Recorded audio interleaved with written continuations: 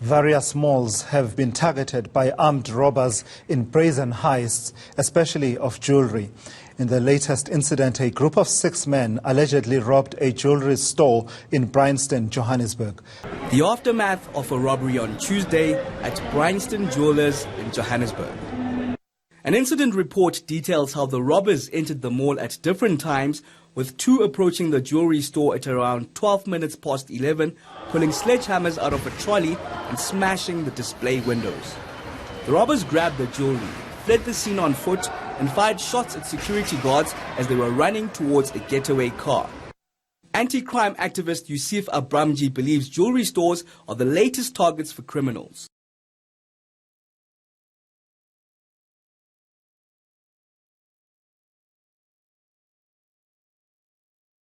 The agreement was signed just one day after Russia's President Vladimir Putin declared his country to be the first in the world to approve a vaccine for the coronavirus, and that his own daughter had been vaccinated. Reports that the Brazilian state of Paraná could help test and produce Russia's Sputnik vaccine came as a surprise to the rest of the country and was received with skepticism by doctors and scientists. There's worldwide concern that Russia may have cut corners and approved the vaccine before completing phase 3, the final phase of human trials. The federal government is already spending $127 million to help produce the Oxford University vaccine, while Brazil's richest state, São Paulo, is working on another project with the Chinese.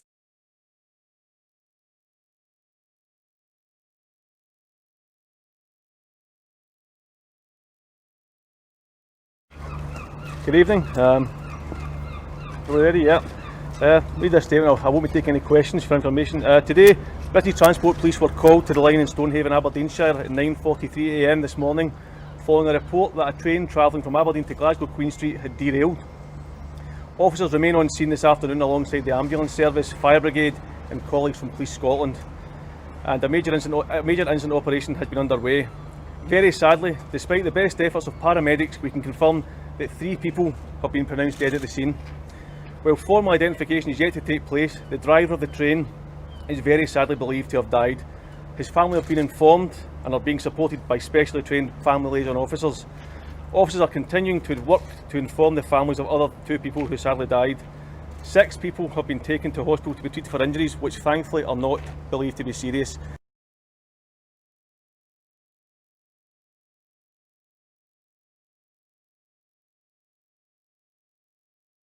Higher education has become a bastion of speech codes, conservative intimidation, and much worse. Take the University of Southern Maine. Please take them. They're now asking community members to sign a Black Lives Matter statement and anti-racism pledge. What's worse, the school will also publish the names of people who sign it, which in this political climate means that those who don't sign it will almost certainly face retaliation and maybe even have mobs showing up at their homes. Joining me now, John Eastman, Claremont Institute Senior Fellow and Constitutional Scholar. John, this is a public university. People pay taxes, and that's what funds this place. They're basically threatening the staff into signing a political document. I wonder, is that even legal? No, it's not legal, it's not constitutional, and it's been that way for decades and decades.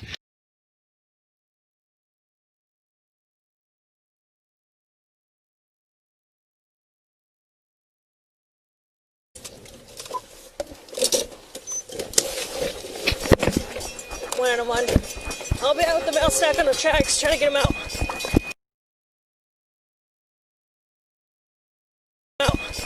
Go on, can you get up? Get up!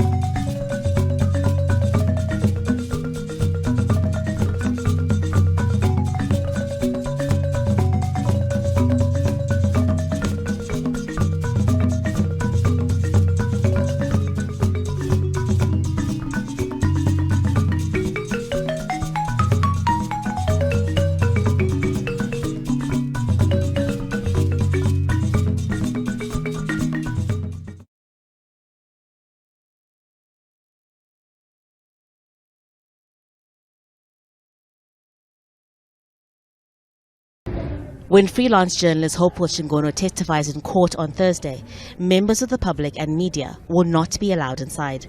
The magistrate wants to make sure whatever the journalist says about his treatment in a maximum security prison won't pose a threat to prison security. Shingono is accused of encouraging demonstrations over the economy and corruption in Zimbabwe's government. He's being denied completely food from outside. They say he must get dry foods. So he's been living on biscuits and water. When President Emerson Mnangagwa took over from his predecessor Robert Mugabe 3 years ago, many people hoped abuses and arrests would be a thing of the past. Some of these activists remember marching to remove Mugabe, only to be arrested last year for attending a pro-democracy workshop in the Maldives.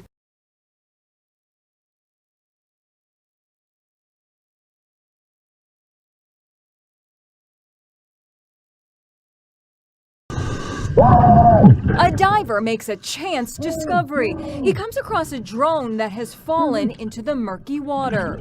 And the footage he found captured on the drone's camera is astonishing. Whoever was flying the drone had shot this heart-stopping stunt, a daredevil climbing up the side of a bridge. As an anxious crowd watches, the guy prepares to jump more than 100 feet into the river below.